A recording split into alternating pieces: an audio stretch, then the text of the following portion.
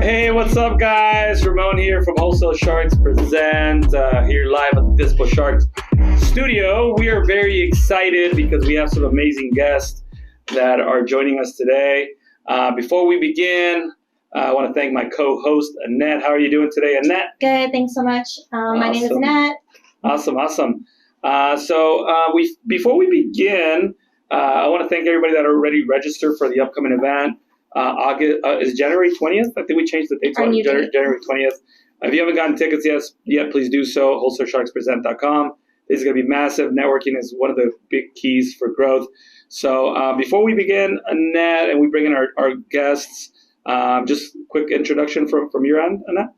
Again, I just want to say thank you, everyone, for tuning in. My name is Annette. I'm the Dispo Relationships Manager here. What I do, I am your best point of contact for getting your deal sold. So if you get a deal locked up, hit me up. I will help you move it. Awesome. I appreciate it. So without further ado, let's bring on the guests of today, Mr. Max Jimenez, Mr. Ryan. Did I ever get your last name right? Overcash. Ryan Overcash. That's a great name. That's a great last name. Mr. Cash. So, Mr. Cash. Thank you guys. What's up, everyone? Thank you guys for coming. I know you guys are super busy running all these companies. Yeah. You guys have a lot of employees, a lot of events. You deal with trainings. Yeah. So we truly appreciate your time. No, thank you for having us, man. It's always a pleasure to come and do a show with the Wholesale Sharks. Man, you know that, bro. I appreciate it. We ride together. Woo, man, I appreciate that. I know how hard it is to get away from the business. Yeah, because you leave and you have some time away. Yeah. The business doesn't stop because you leave. It's still going. Things are 100%. happening. So we really appreciate you guys. Thank you. Thank you, Annette, as well. taking the time. Yes, The thanks so time. much for coming in. The time to be here. So let's start at the beginning. We know who you guys are. A lot of our Instagram people, most people watching Instagram know who you are. But this show is also out there on iTunes, Spotify, and all these podcast channels. So for those people listening for the first time that might not necessarily know who Max is, do you guys want to give us a quick introduction? Yeah, sure. I'm Max Jimenez. You can follow me on Instagram at Real Max Jimenez. So we have multiple businesses, but the two main businesses is we do wholesaling. So we do real estate investing through Max Cash Offers. And then we also have an education business, which is Real Estate Disruptors with my business partner, Steve Train.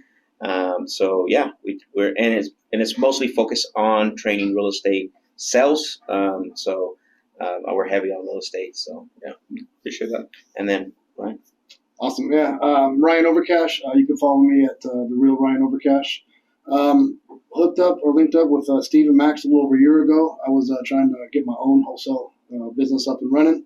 Ran into the ups and downs of the business, and decided to reach out and wanted to get better, wanted to make it a reality, and take it to the next level. So blessed, and God is great, and got me in front of Steve and Max, and now I've been working with them ever since. Awesome. I appreciate that. He's a humble guy, but he's the COO Woo! of Max Cash Offers. Yeah, no, that guy's beast. That guy's a beast. Titled. And I know before we got into the podcast, you were talking about doing the cold plunge now. Is that what you're saying? You're like, I'm jumping in. Is that what's happening? Absolutely, man. I love challenges, and we talk about it quite a bit. I have a pool. It's cold, so there's no space, man. I was thinking about that, because the cold plunge that we go to is about 50 degrees. But the temperature outside today in the morning was about 40. Yeah. It was in the 40s. The pool is fine. You don't have to go somewhere. The pool is cold enough. That's why I asked you when we got here because, have you tried jumping in the pool? Because I was thinking about jumping in mine to see if, because that's my next step. Because I already hit the sauna. He does too. He got me into it for I spent about 20 to 25 minutes in the sauna. So I don't know how to get it. Dude, Ryan was saying, how do you get off of that once you get out of the cold? And I was like, no, you don't want to get off of that. You're going to feel so amazing. You're going to ask yourself, how do I stay on that for as long as possible? Like, we were doing it maybe 3 times a day. Yeah, at one point, we were going morning, midday, sometime later at night. You tried it already in it? No. Not my cup of tea. Now, we're actually going to add one here to the studio. There's the fallen room. And that's going to be part of the podcast. We're going to invite some people and have them do the challenge. See if they can do it. Maybe our guests will. So that should be interesting. So let's jump right in. So we'll go ahead and dive right in. Max, I know your company is Max Cash Offers. You're also with the Real Estate Disruptors. Excuse me. So how did you get started with that? When did that begin? Yeah, let's hear a little bit about it. Yeah, so the real estate, so unlike a lot of people out there that teach, so the real estate business started first. Right, which is, I've been doing real estate now since 2015.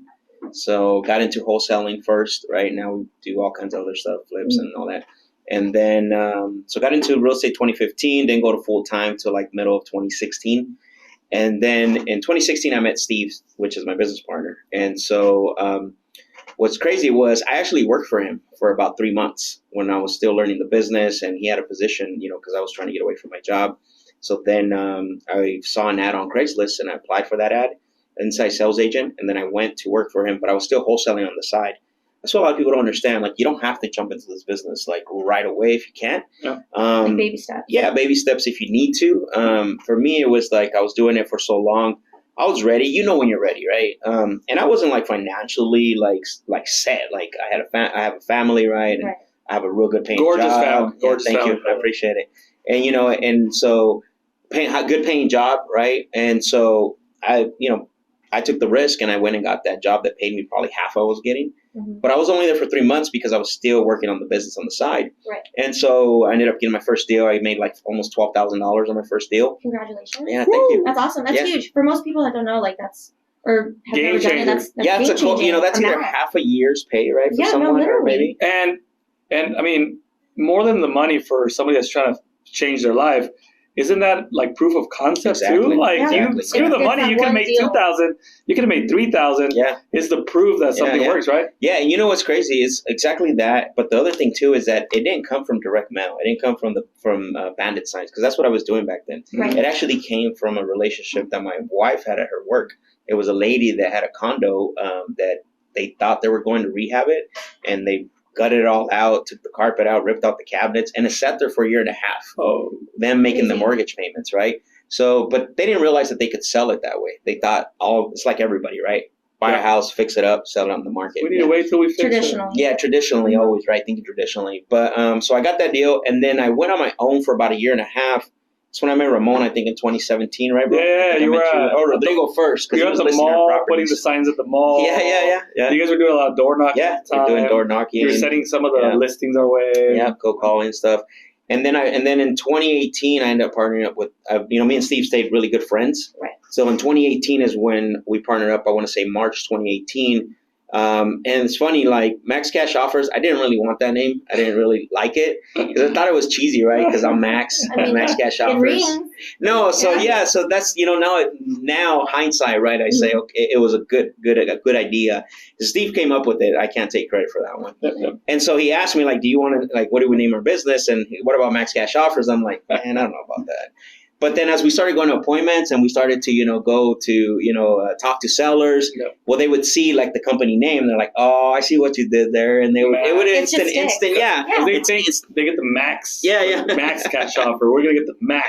Yeah. And the name's Max. So they're like, I see what you did there. You're doing the Max Cash Offers like you're saying, and then it matches with your name. Yeah. But so then we rolled out the investment business. And then it wasn't until like a year and a half later when we started wanting to give back, right? That's where the education side started with us. It didn't really start with, us wanting to sell a course. Like that was not even in our mindset. Yeah. I think that's really important, right? And that's how it evolved organically and naturally, and our following started to grow. Because originally, I didn't want to have nothing to do with education. Like I didn't want. You're too busy making money. Yeah, too busy doing real estate, right? Actually doing deals. But it all started. Steve and I sat down, and I remember it was just me and him at that point. Me and him it was just me and him on our level 10 meeting, Monday morning meeting. There was no one else. There was no one else. I mean, we have probably now nine in-house team members and like 16. I want to say 16 VAs overall. So. Amazing. But then that's how the education side came about, is we were wanting to give back, for some of these business owners, and it just evolved. We got into, and it was like back to back. It was like, let's start doing a workshop of what we're doing in our real estate business, give back. But then we got into sales, and that's kind of how everything evolved to where we're at now. So that's when Real Estate Disruptors became to be. Yep. So from now. April, yeah. So a year later, I want to say around 2019, May 2019, somewhere around there, we had our first workshop. Nice. Yeah. So if somebody's interested in that workshop, how can they get You information. just had a really successful one, right? We did, yeah. We had we had a one day sales workshop. There was I want to say our price tag is really high. We actually went up, so we had 15 people in person and then 8 people over Zoom. So yeah, Nice. That's awesome. Congratulations on that. Now to piggyback off of what you said, you have the 16 VAs and all that. Yeah. How do you arrive at that number? Do you just say I need 16, or was it like do you start with 1? Or do you start to, because there's people listening, and maybe they're like, okay, I need 16 then. Right. Where do I get these 16? How do you get to that? No, I get that number. Yeah, no, that's true. I'm glad you brought that up because people will listen to this and I need to go out and build 16 VAs. Okay, 16 is the number, Rodrigo. But the problem is the management, right? Yeah. I think overall you evolve to that, right? You grow to that. You grow into that. Yeah. And it's all trial and error. I mean, you fire some and then you go out and get more of them. Yeah, see who fits your business. And only I think 6 of those are just cold callers. The rest are actual administrative duties, like high level. So 6 of those, the other 10 are doing high level stuff. They're one of them. Is Ryan's assistant. Like she's high level. Where all the VAs are doing high level stuff. Wow, so that's awesome. But I mean, there's a book called Scaling Up, and that book talks about that, right? Like, how do you get here? Yeah. And as you're growing your business, and you're going through this probably right now, you start to find that you can't do everything, right? And so you try, yeah. No, let me take that back. You can do everything, but you can't do it at a high level, and that's the problem, right? You become the bottleneck of your business. And the wonderful thing of our world right now is the world's getting smaller through social media, through communication. Everybody's linked. So, you have these high level, VAs aren't like they were 5 or 6 years ago. VAs have a solid resume. Like they work for corporations. Right. They got bachelors. They have, masters. So most people try to discredit them. And that's kind of how you start looking at your business. Is this an in-house person? Is this a person that's virtual? Yeah. Can someone do it from the outside? And that's how we evolve. All those positions that these VAs have are positions that can be done remotely. And I'm sure you have accountability for all of them and all that. 100%. But make sure everybody. So Ryan, you want to talk about that? The level 10 meeting? What do you have with them? Yeah. So I have. Because it might be easier for them to hide through the crack, but if you have things, you go through their KPIs. Before you explain that, the level 10 meeting is what we hold every week. That's like leadership, right? And so that's what we have one internally with our team. And then Ryan, you want to talk about with the VAs, what you do with them? Yeah. So it basically cascades down, to the level 10 that I have with the VAs. So I'm with Steve and Max. We have our goals, that I need to hit, that our department needs to hit, things of that nature. So I got to cascade that down to the virtual VAs to make sure that they're supporting what Steve and Max want. Right? Yeah. Steve and Max come to me to make sure that we're getting it done. So as Max was saying, I do got to hold them accountable. We got to make sure they're all on the same page. Yeah, absolutely, absolutely. Not just for better benefit of the business. That's number one, but also we're trying to help them get better as well and elevate them to support us as we grow. That's awesome. Definitely good structure. Yeah, for sure. It's crazy because you start to build this and making adjustments becomes a lot harder too. Like you can't just turn, right? It becomes this you go from this starts to become like this big machine. Yeah. 18-wheeler. Yeah, 18-wheeler. Yeah, hard to turn it. Like you can't turn it on a whim anymore. Yeah. It's a lot of adjustments. Yeah. Yep. What's up? Besides real estate, what did you do before real estate? You've been doing this and had. Because some people might think that you started with real estate. Yeah, he's always been in real estate. You've been on a roll. You're kind of just going up from there. But what did you do before? I can't start real estate. I work in McDonald's. So I'm gonna tell. I'll just put. I actually was digging ditches before I started real estate. Okay, so down and dirty, digging ditches, baby. No excuses. So I was. My background. I did construction. So. Well, I wouldn't say it's my background, but I always wanted to have my own business. Mm-hmm. I knew I was going to have my own business at some point. Like I was already there. I just didn't know what, you know what I mean? And I think Ramon kind of can relate a little bit to this. I did everything that I can think of that would be a business. I tried it, right? And so it came to a point, I want to say in 2010 or 2011, my stepdad had been working in construction when she did plumbing. So that's what I got into. I said, I don't know what to do anymore. I'm just going to go here and I'm going to make money. I need to work. Because it's a good business to make money, right? It is a good business to make money. Yeah, it's a very high paying trade, especially if you do the commercial, like these types of buildings and stuff. So permits and everything. Permits and all that. The main event that's right here on 91st Ave, we actually built that one. That's cool. Yeah, so stuff like that. We did some very high, big, hospitals and all that. But so it paid well. So that's what I did. I think I was 4 or 5 years before I got into real estate. Was it scary to jump from like a high-paying, decent job into the unknown? It was scary, bro. And on top of that, when I got the position with Steve, right, when I went online, because I wanted to get away from that, like I shifted, my mindset was so far advanced, and like I mentioned in the event that you had, right, I spoke about positioning yourself. So that's the other thing is you got to work on your mindset, right? So that way you see yourself where you want to be at. That's the number one thing. And then you take the action to work towards that. Right. So, but I was so far gone. Like, I'm the type of person, you know how we are, right? Us Mexicans, like, and we we pride. We take pride in what we do. Like, voy a trabajar duro, right? I'm going to keep working hard all my life. And we do things and we take pride in it. And that's how I took care of every single job I worked in. Yeah. But it came to the point in the last year, like, I actually didn't like being there anymore. Like I hated being there. You can feel it. Yeah, you can feel it. It'll show in your face. I have a face. Yep. I have a picture of myself when I used to work in a call center, and I'm meeting with my headset, just like this, and I sent it to Rodrigo. Yeah. I'm like, this is my life, and he still remembers it. I'm laughing because I have the same picture on my Instagram where I'm actually sitting there, and I'm like my face is red, and I'm wearing a vest, and it's 115 degrees outside. Life is hard. I love seeing those pictures of the old days because when you're having a tough day, when a couple of deals fall apart. Dude, we're about to close a deal today, and a memorandum pops up when we send it to recording. Oh wow! It's supposed to pop up when they're doing the title search, and it popped up when they sent it to record. So now the reels are ones. So I'm like, so whenever we're having a tough day, I look at the old picture, and at the bottom it says, "It could always be worse." You're fighting over some cash, but you can always do this. Yeah, it'll exactly. be solved, but it could always be worse. But no, I mean, being only there 4 and a half years, going into the 5th year, I was already making $23 an hour, which is crazy, right? I was already like a lead. It's hard to get over the 20 mark. Yeah, it is anywhere. Yeah. But here's what was even harder. When I quit, I built a really good relationship with the owner. His name was Jason Nash, so we call him Nash. Mm-hmm. Hey, Nash, what's going on? We always joke around and stuff. And I had to go to him, tell him I was leaving, right, after being there 4.5 years. So I talked to him, and he's like, "Oh man, what did we do?" He was all worried, like, "Did I mess up? That guilt trip, right?" Especially if you have somebody good. Exactly. Like, what's happening? Good hard worker. Yeah, and so this is what he did, man. He hit me where you're gonna get impacted, which is your pocket, right? At the end of the day. He's like, well, what if I give you $5 more an hour? Woo!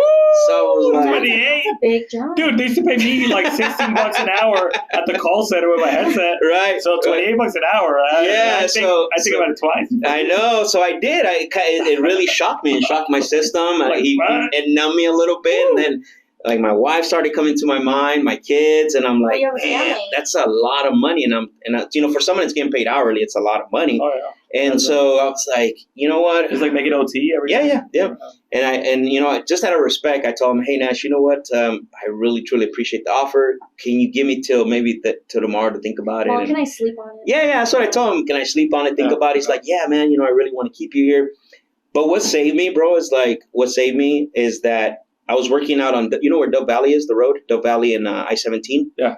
So what saved me from not actually accepting, I think to this day, plus God, right? I believe in all that. Yep. It was a 45-minute to an hour drive. Yep. So on my drive home, I'm having all these thoughts like, how I'm going to tell my wife that this guy's offering me $5 more an hour. Having an internal meeting. Yeah, I'm having an internal meeting, bro. No music, hot. Like, I'm driving like 45 minutes away from the house.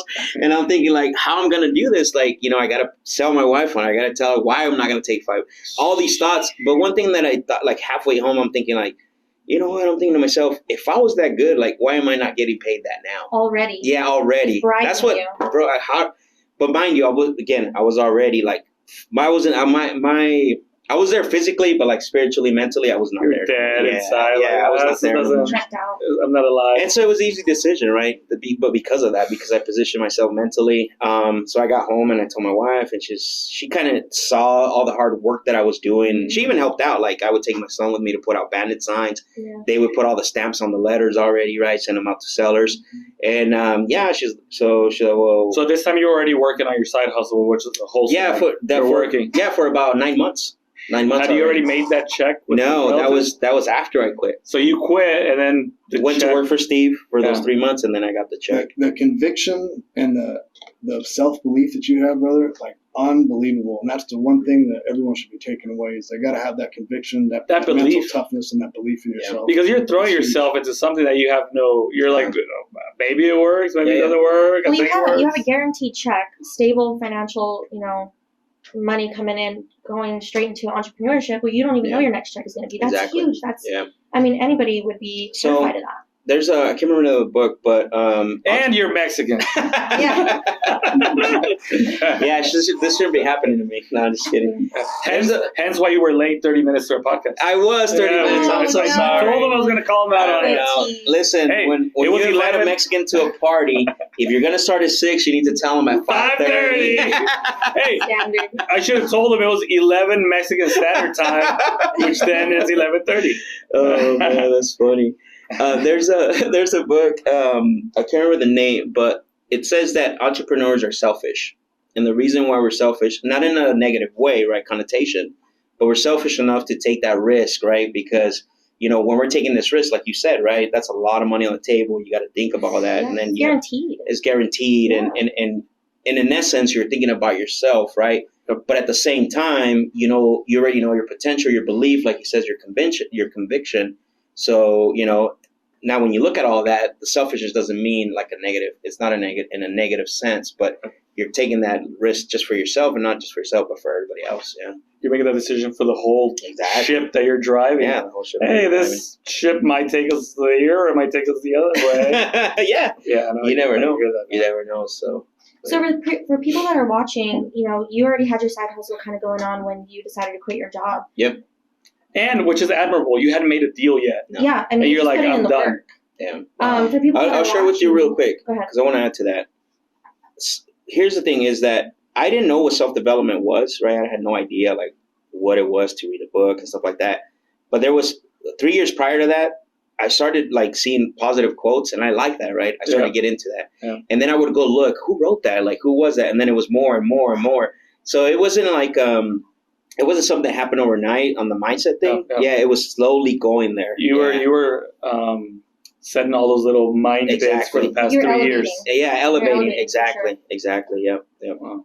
So my question was for somebody that's watching that's kind of in that position barely, they have their full 9-to-5 job, but they're wanting to transfer over to entrepreneurship. What would what advice would you give to them? So one thing I would say is don't ask people, hey, should I take the job?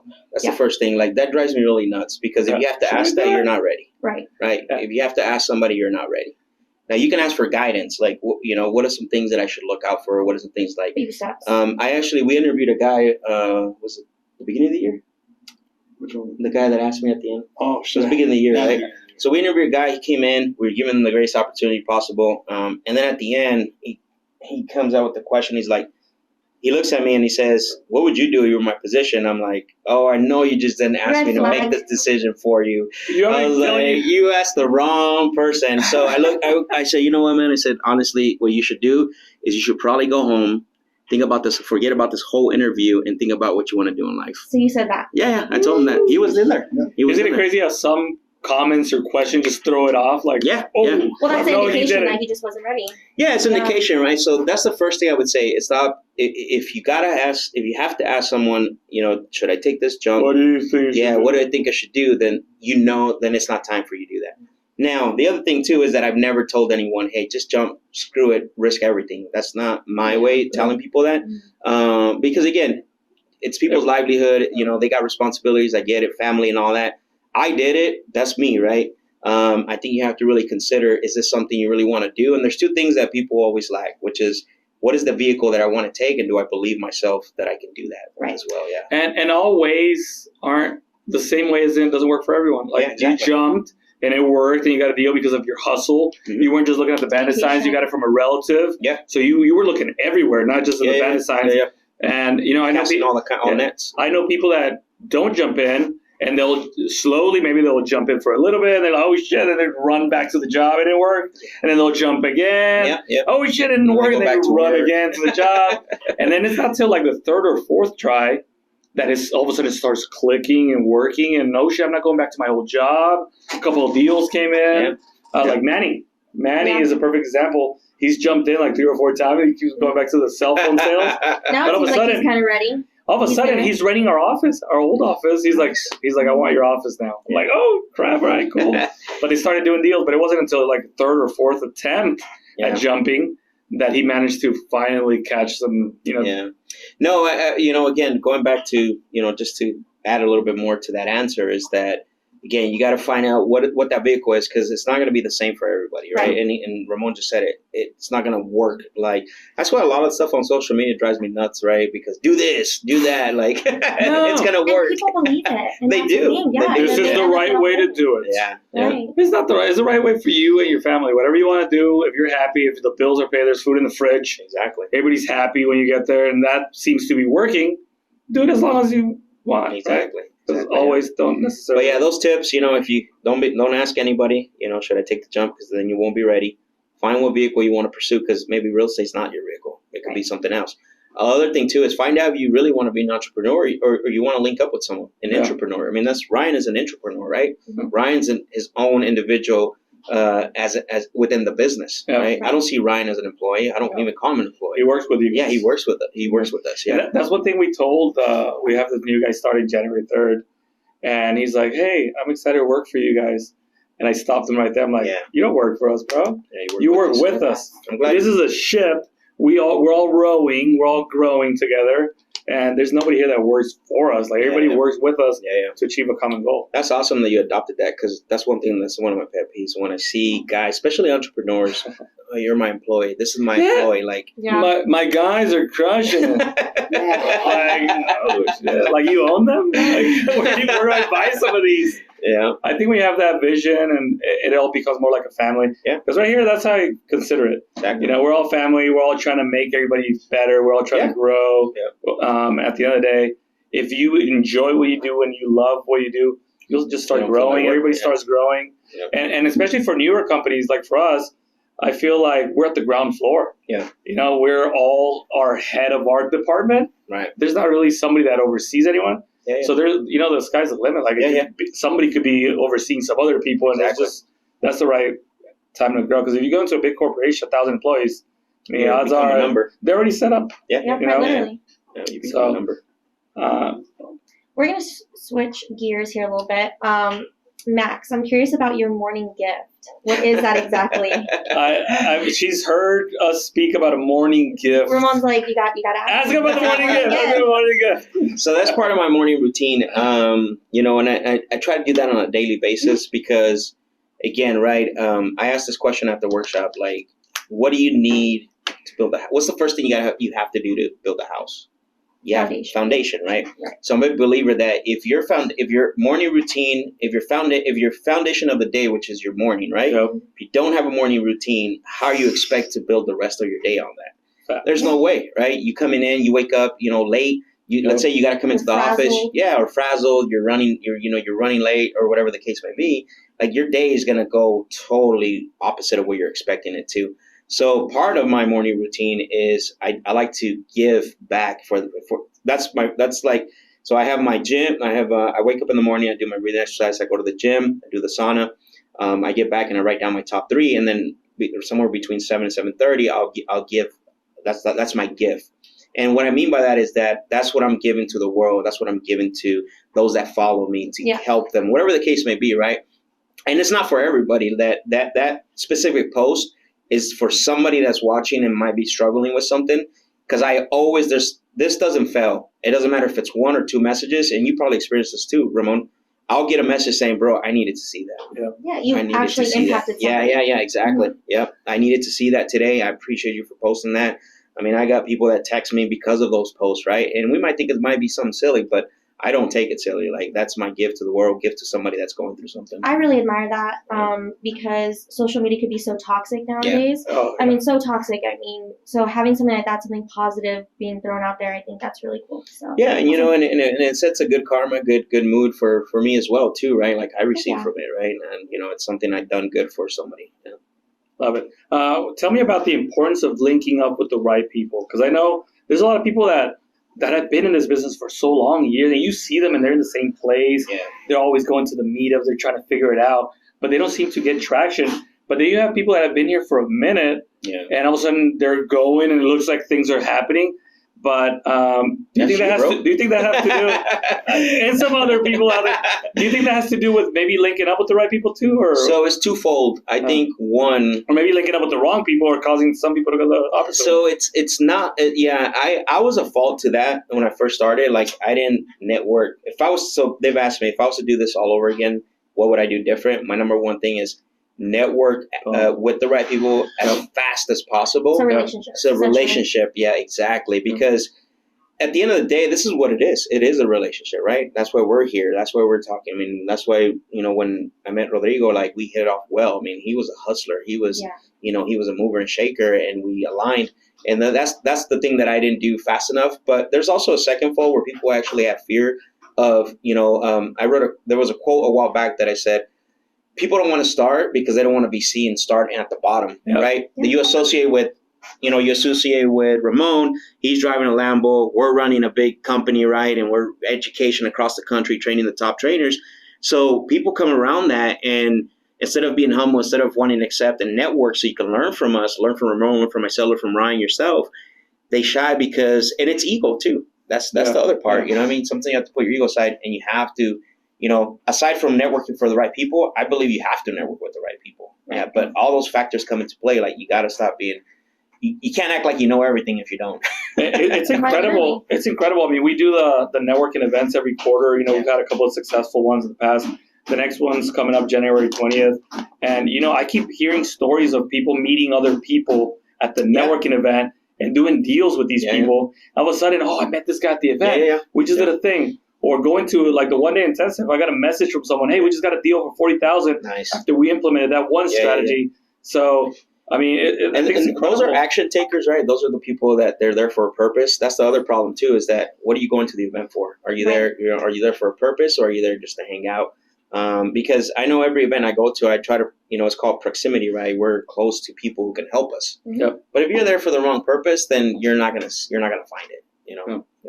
Almost kind of just wasting time. I mean, to add to your point there, I remember the first event I went to see, the Real Estate Disruptors. Yeah. Somebody called me. I didn't even know what it was. Are you going to the Disruptors event? I'm like, what is that? But he's like, all the wholesalers are going to be there. It's a good networking event. And I was like, I should go, but I'm going to feel like a loser if I go. That was my mentality. I'm sure that's most people's mentality. If I go, everybody knows everything. Everybody's great. Yeah. I'm going to walk in. I'll be the loser in the room. Like, I don't want to go and feel bad next to all these amazing people. That was my thought. But then later I told Rodrigo, I'm like, let's go. Okay, let's do it. That's the time when you brought in Carlos and Sal. Yeah, Carlos and Sal. I have to point out, even though I'm not on the video, I didn't want to go. And then he's like, there's going to be food. So that was free food. He's like, we'll get to eat. I'm like, all right. We'll eat. I didn't even eat that day because I was like so in shock with all these people and so overwhelming. But we met a couple of good people there, some relationships, and I think that definitely helped being in the same room with people that are doing the same thing. So I will tell you this, just to kind of bring that to a little bit more high level. Last year in June, when we joined Collective Genius? Yep. So again, talking about network, being around the right people, moving with purpose, and also being humble enough to learn and say, hey, you're doing this wrong. Yeah. When we joined, that's one thing why we joined the Collective Genius. And ever since joining that mastermind, bro, it's been like, I mean, you're around people who are doing 300, 400 deals a year. That's crazy, right? Like you don't think you're going to learn something from somebody like that. And that's where you just have to go in there like, I'm the dumbest guy in the room, but guess what? When I leave that's here, the right room. That's the right room. Yeah. You don't want to be in the room where you're the smartest. Exactly. I was like, this is the right room. And there's a lot of rooms, right? Yeah. You got to find the right room for you, which one you like. Some you might not vibe with some of the rooms. And You got to try them all out. And so they hold 3 a year, and every single one that I've been to, I always come back and, I mean, you want to speak on some of the things? I mean, it's crazy, yeah. No, it's great. It's always energizing for me when they go because I know they're going to come back with some awesome ideas, right? Some new things we're going to. You're always talking great about that event, by the way, and we've been so close to it to joining, but I'm like, well, maybe one day. You were saying, Ryan? Sorry. Oh no, it's just a second what Max was saying. It's exciting when they go because they always do have really high level. Just new ideas to implement, and that gets us energized, gets the guys at the office energized, new ways of bringing business and to help more people, and that's what we're about, right? The more people we help, the better the business grows, and then we grow with it. So continuously elevating. That's really cool. That's awesome. So I know you're speaking at our massive networking event in January. It's going to be 20th. The 20th. Yeah, we just switched dates. Huge. What should we be? Yeah, it's going to be massive. Massive. It's going to be big league. What should we be expecting from you, Max? Do you have anything new for New Year? Besides some great looking shoes, as always. We're all elevating our shoe game. I know. I saw that, bro. That's awesome. Try it. He has a room solely for his shoes. That's cool. That's funny. I would give you the whole breakdown of what to expect, but you got to show up. There you go. January 20th. Yeah. January 20th. It's going to be a great networking event. I mean, we're going to have some good guest speakers. It's going to be a little bit more intimate this time. We're still working on the venue. Nice. We're thinking of doing it downtown, but again, we got more people signed up, so we're switching it. We're trying to get more of the right vibe for the venue. But I think we found a good spot. We'll be updating that. If people haven't got their tickets, go to wholesalesharkspresent.com. wholesalesharkspresent.com. Get your ticket. Come network with everyone. At the end of the day, those are the right rooms you want to be with. I do want to say something. This is a free event. Like, honestly, there's there's no other place where you're going to get speakers that at this caliber. I don't know who you have yet, but based on the past, he's everywhere. He's everywhere. God will be speaking through us. Okay. But here's the thing: I got a message from a guy. I think after the last event, and he said he messaged me and he goes, you know what? He said, the presentation that you did. He goes, because I related to you with the work that you're doing. Mm-hmm. He goes, and I'm there. Like I start hating my job. And he needed help, like, mentally, right? And so he heard that, reached out, he messaged me, and I can relate to that. So I reached out to him right away, and I gave him advice, and I gave him what to do. And then he messaged me again. He's like, bro, I really appreciate that. So now he's jumping in. He's starting his business and stuff. But that's awesome. Yeah, just from going there. And that's the thing I want to say is that not only am I going to be speaking, you got Ramon sharing the story, you got other speakers sharing the story. But going to these events is that this is where you're going to link up with your next partner. Maybe you're going to make some crucial relationships. This is where your life could be changed, potentially if you come with the right mindset. Yeah, absolutely. And all you guys are very approachable. And I think that's one thing that a lot of people may not be aware of, how approachable you are. So show up, man. A lot to learn there. Absolutely. And I know we're running a little bit short on time. We're going to try to wrap it up here with a couple of Q&As from after we posted that you were going to be here. We got some questions from people. So we're doing something a little bit different on this podcast. I gathered a few questions from social media, people that are wanting direct answers from you, Max. So this is from Facebook. His name is Hector. How do you deal with requests for proof of funds when submitting an offer? So it used to be a lot harder. It's a lot easier now. You can, show him my bank account balance.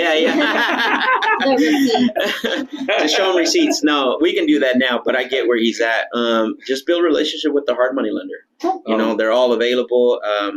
I don't like to, most people say go to Google, right? Like, I don't like doing that because you got to learn at some point to build relationships. So right now, money's in abundance. Hard money lenders, you can reach out, to your sphere, which is your circle, hey, do you know a hard money lender that I can talk to get a proof of funds? Mm-hmm. And that's always better than going on Google and building, a fake one. Yeah. Right. And it creates more credibility for you as well, too. Yep. And they'll give it to you. Yeah, they'll write on there, if this fool gives 20% down, I will give them this much. But here's what's cool about that. You only need to do that once. Yep. And then you use that same one over and over and over. Yeah. Awesome. So Lewis from Facebook, Max, how have you found success when getting solid buyers throughout your journey? That's always a challenge, right? Because buyers come and go. You guys know they get full and they're like, the guy's done for a while. you have to build a solid system in regards to, maintaining what we call, right, a VIP buyers list. And that even changes, right? You have 10 or 15 and then, one comes off. You got to be added on fluctuating.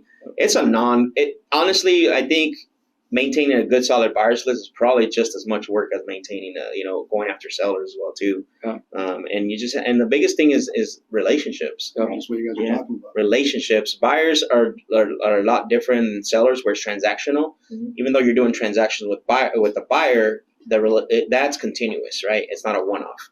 So you got to build solid relationships with them. Yeah. Awesome. Thank you. Plus you can come with Dispo. Yeah, you can always just give me a call. You guys want that too. At the end of the day, like for us, what we do we'll send them to you guys. Hey, you have anybody? Yeah. And then we'll send them to a couple of our buyers. But we usually work with the same group of people all the time. It goes back to relationships. That's how it always is with those two. Hey, because we don't want to. A lot of times we don't want to send it to everyone because you don't know who's on your list, right? You might have some snakes in there go knock on your seller's door. Hey, look, they're trying to sell for this, which we run into.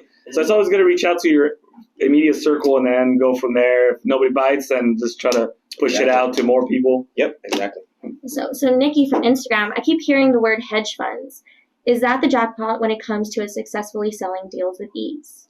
No. So what's your thought on that? What's your thought on this idea of we don't sell to hedge funds. I've seen some people do it successfully. The other thing I've seen is that I've seen people change their business just for the hedge funds, and that's a terrible mistake. And I've seen them drastically change their business. We have an agent in our office that works directly with a hedge fund, but we don't actively run our business based on what hedge funds are doing. Yeah, that's the worst thing that you could do. Is change, and I'm going to say this nicely, is change your business based on a trend, because hedge funds can pull out anytime. Yep. Then what are you going to do? You have to regroup. You have to, build those other relationships. You can't negate your local relationships for the hedge fund relationships, right? And we don't sell to hedge fund. I don't think we've sold one to hedge fund, right? Well, I think that's important because, again, back with social media, they see this idea of hedge funds, and then everybody just, like you said, develops. It's a big thing right now. Hedge funds, bro. We get it all the time. It's trendy. Yeah. Talk about it. Yeah, it's trendy. That's what it is. It's a trend right now.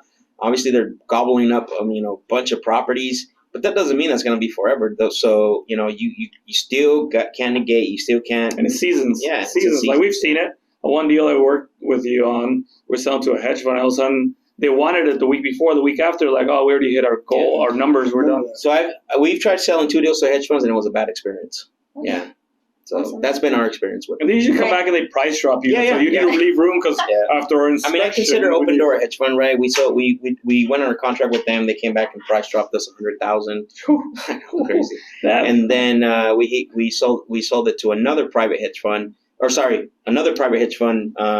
We had a listing on the MLS. They put it under contract, and these guys had this contract that was crazy, all these stipulations and everything, and we went back and forth for 5 days. Lena, our transaction coordinator, and she's pretty good at what she does. Is Lena in the office? Yeah, Lena's in the office. Yeah, but at the end of the day, they canceled. So that was our experience. Time wasters. Exactly. So to wrap up our Q&As, this one was anonymous from Instagram. Max, being Hispanic, how have you felt like you've needed to work harder or up your game in the industry of real estate? I'm Hispanic. Mexican. I'm Mexican. I'm not Mexican. I've never fallen into that trap, honestly. Okay. It's all about mindset, I'm sure. It's all about mindset, and it's controlling the controllables, right? Right. If you start that way, you're always gonna, think that way. I'm not doubting that there is people that are, they're, what I would want to say the word, there's crappy people in the world, right? They're going to be who they're going to be, but that doesn't mean that impacts me, right? Or they control my outcome. So the way it's a mindset thing. I've never really been the person to think like that. I'm the total opposite. I'm going to outwork you, and I'm going to do the things that you don't want to do so I can be more successful than you.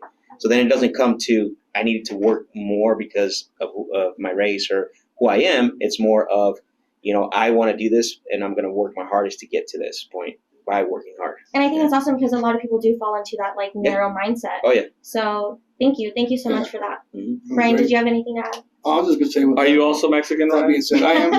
I'm not full. I am half Mexican. Yeah. But I gotta say that I was raised Mexican. Let me see your birth certificates. It's not valid. Let me see your It's not valid. Just look at my skin.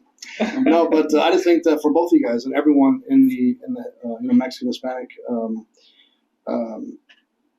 segment for this industry is huge. I think you guys have a big responsibility to pave the way for others who don't have the mindset yet that you guys have. So I say thank you. I appreciate it, man. And for having me out too, by the way. Even though you didn't know my last name, I appreciate it. I thought it was that's an amazing last name. I thought it was like your handle for it. I'm like, that's like a superhero name. Yeah. It fits perfect with real estate. I was bound to be in. Yeah, I'm like, how do you not get into real estate? Right over that. Yeah, that's amazing. So yeah, man. So we're gonna wrap it up, Max, Ryan. Cool. I want to say thanks again. Yeah, of course. Not only for being here, but for being positive role models in our community. Awesome. Not only for Mexicans, but to anybody out there struggling, because struggle knows no color. Yeah, exactly. All right, you could be Mexican, brown, black, white, purple. If you're struggling, if you're in the shit, guess what? We're both fucking neighbors, and we're both fucking struggling, and we're both trying to keep our lights on. So at the end of the day, seeing people like you, like Ryan, that are positive in social media is amazing, because there's so many negative people. Oh, yeah. Right? There's so many negative people that are always just complaining on social media, and I'm not going to go into my voices. So that's why it's good to see people that are actually doing positive things and are sharing positivity every day. Like, I never go into your Instagram and you're talking about somebody that did something to you. Yeah, no. Where I almost fell into that trap a little while ago, and you corrected me, like, dude, you can't fall into that trap anymore. Yeah. But that wouldn't happen if I didn't have you as a role model, showing me and kind of directing me. Awesome. You're the one that got me into 75's hard, right? But knowing me, I went 75 you made it your own. That's all right, yeah. And look what it came up to be, right? Like they started that as it's a perfect example. Grab some of the good and make your own and roll with it, and maybe something happens positive. Yeah. But that won't happen unless you're surrounded by people doing great things. 100%. So thanks again for being role models to the community, to the Hispanics, because I know we don't have that much of a huge voice. No, we don't. In our community. So that's awesome, man. For you to be doing that. Well, thank you for having me, man. Honestly, it's a blast. Any closing thoughts? I mean, we do have the event coming up January 20th. I mean, anything you want to share before we wrap it up? Yeah, I always tell people, right, because I know a lot of people follow us. They watch you. They watch your stories. They'll follow me, Ryan, Annette, Rodrigo. And, a lot of times they think that, just like what you said, right, they think that they can't do something, right? Limited. Yeah, they're limited. I think you have to work on your mindset. That'd be the first thing that I would say. Yeah. Start working on your mindset. Pick up a book. And I'm always a big believer in the learning for now and not in the learning for later, because most people read books just for nothing. Just to read, right? And you have to change that. But work on the mindset and figure out what your purpose is and run with it. Yeah. And to piggyback off of that, I saw this post where it says, a reader lives 1,000 lives. Damn. And a non-reader lives only once. Wow. So, I mean, just to add to that. That's cool. You're welcome. Well, my personal thank you, Ryan, Max. Thanks again for coming into the Dispo Shark studio. It was awesome having you on my podcast. Really appreciate it. Thank you. If you guys want to meet Max or Ryan in person, we'll be at the event January 20th. Go to wholesaleSharksPresent.com, get your tickets. They might be for sale at the door, so might as well get them right now before we had a price on there. It's going to be amazing. You don't want to miss it. Guys, thanks again. Yeah, you guys are the best. Thank you. Boom. Appreciate it.